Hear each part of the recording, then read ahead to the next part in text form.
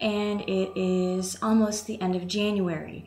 I hate January. It is such a long month. It's like the middle of winter, and it just drags on, and everybody's grumpy because they're stuck inside because it's cold and the weather is bad, and it's ugh. Everybody's coming down from Christmas. And what I do during January is I look forward to stuff that's coming up in the spring and when the weather's warmer. One thing I'm really looking forward to is Dead Winter Horror Convention, because that's going to be a nice little party right in the middle of the absolute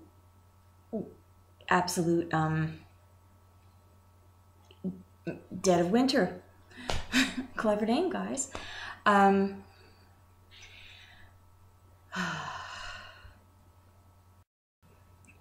And at Dead Winter, we're going to have Kane Hodder, Alex Vincent, the little, well, he's not little anymore, the actor who portrayed a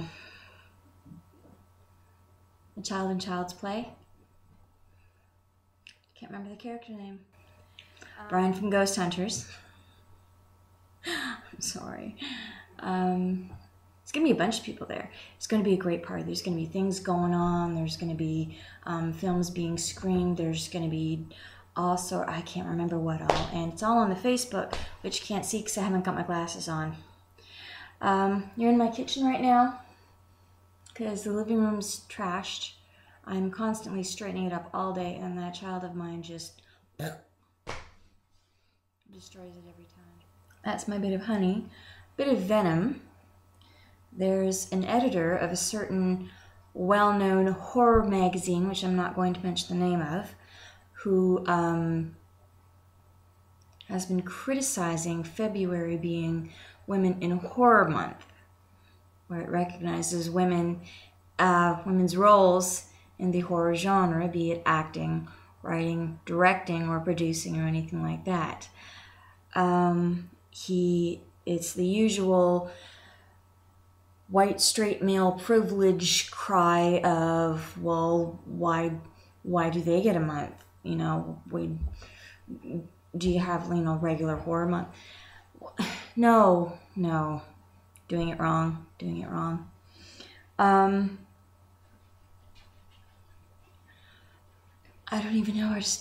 All I can hope is that the article is written tongue-in-cheek, because later on down, let me put my glasses on and just kind of have a look at the article here. He says, we've mentioned women in horror, we've had them on the covers, which is true, yes they have. Mostly, let's see, Jessica Harper, Martine Beswick, Linnea Quigley, Catherine Mary Stewart, Jenny Wright. Ironically, they're also the women in horror with fabulous bodies. Ooh, that's a coincidence. Wow.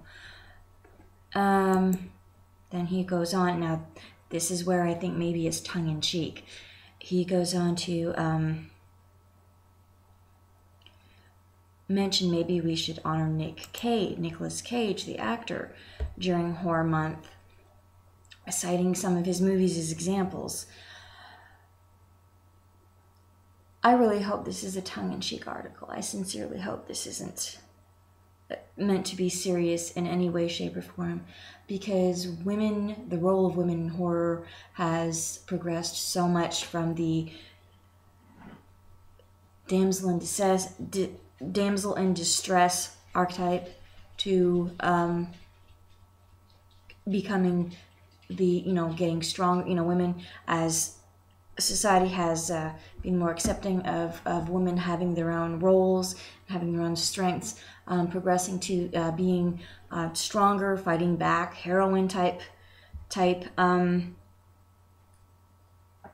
roles. Jamie Lee Curtis fighting back Michael Myers.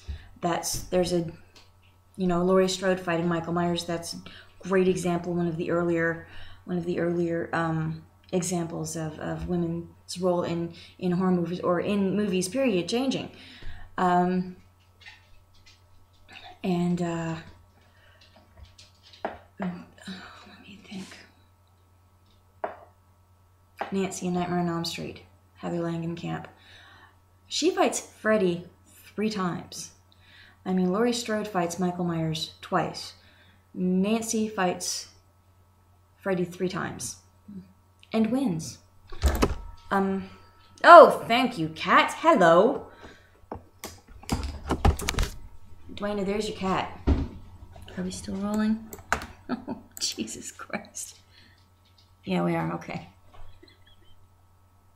I don't even know what that looks like.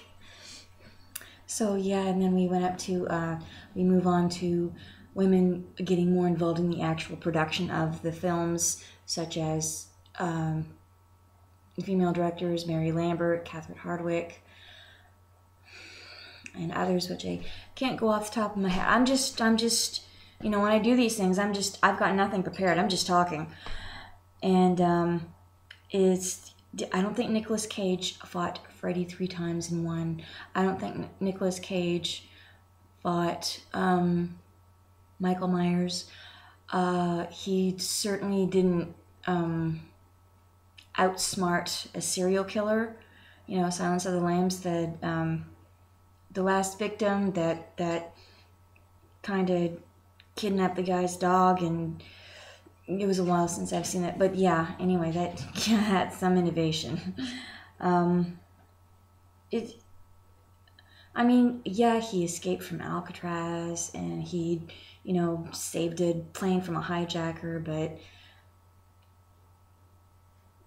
in the line of just in movies in general, what has he done? He rode a fiery motorcycle. Wow. Did he walk over broken glass and fight terrorists single-handedly going yippee-ki-yay motherfucker? No. Was he in the Expendables? I don't know, was he? I don't think he was. Let me double check. He was not in the Expendables. So, does it count? I don't think so. Again, really, really hoping that article is tongue-in-cheek because damn. I really think women deserve recognition. Absolutely, absolutely. The writers in horror, Anne Rice springs to mind. Of course, Anne Rice is always springing to mind. She's only my very favorite author in the world. Oh, here's an author you don't know much. He'd probably surprise you. Tabitha King. Tabitha King being the wife of Stephen King, who's written some, I don't know if they could be termed as horror, but definitely suspenseful novels that kind of, you know,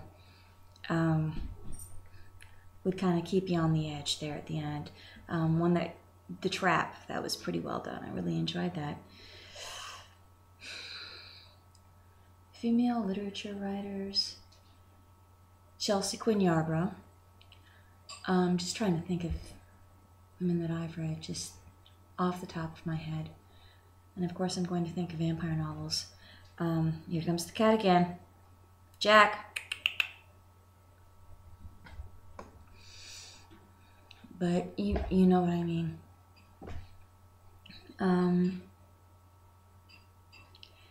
Just, dude, don't be a douche. Please don't tell me that was, you know, because, oh God. And I'm not going to tell you what magazine it is, because I don't want to be a bitch.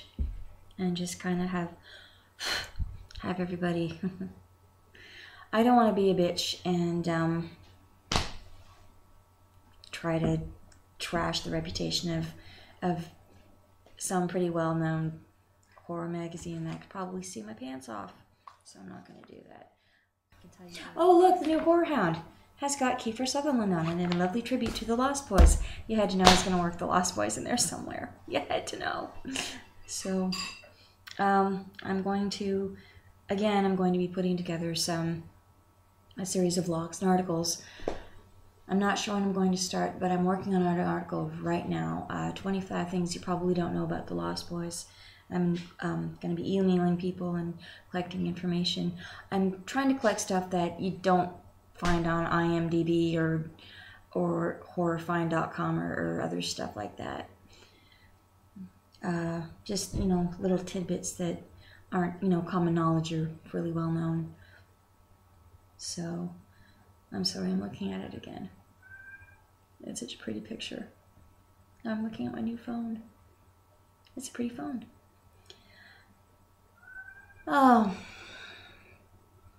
Anyway, I've got that out of my system. Thank you for listening. See that little bow there? Strict9sisters.com. You jelly. Yeah.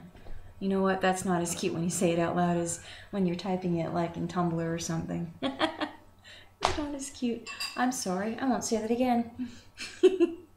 But yeah, this was a pretty. What is that? Oh.